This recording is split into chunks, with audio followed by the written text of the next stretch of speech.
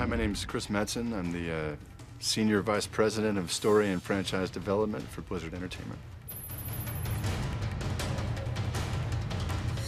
The storyline for the Diablo universe really begins ultimately with this kind of fictional war between heaven and hell.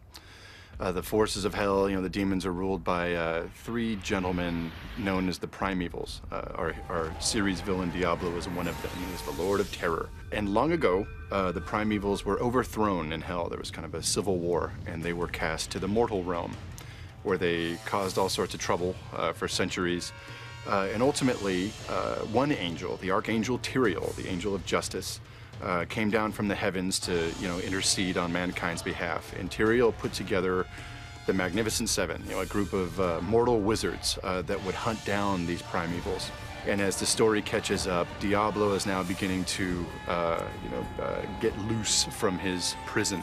Ultimately, a lone hero arises, arguably the hero you played, and puts Diablo down. But ultimately, his evil is loosed, and the story of Diablo 2 is he now is traipsing across the world attempting to release his two other brothers that were put down centuries before. One of the few running mainstay characters we have in the Diablo universe is a character named Deckard Cain, who's kind of like a scholar or a sage who is preoccupied with the war between heaven and hell. Cain has developed this book.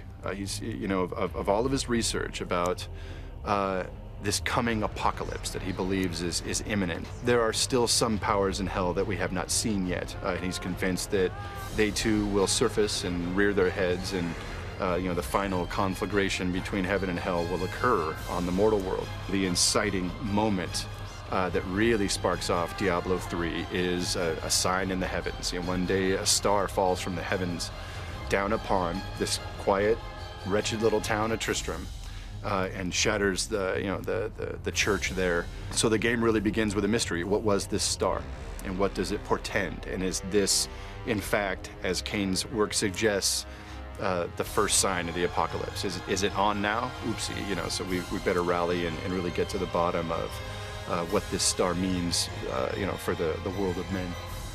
Leah is mostly a new character we conjured for Diablo 3. We really debut her in the intro cinematic to the game. We've gone to great pains to make her very likable.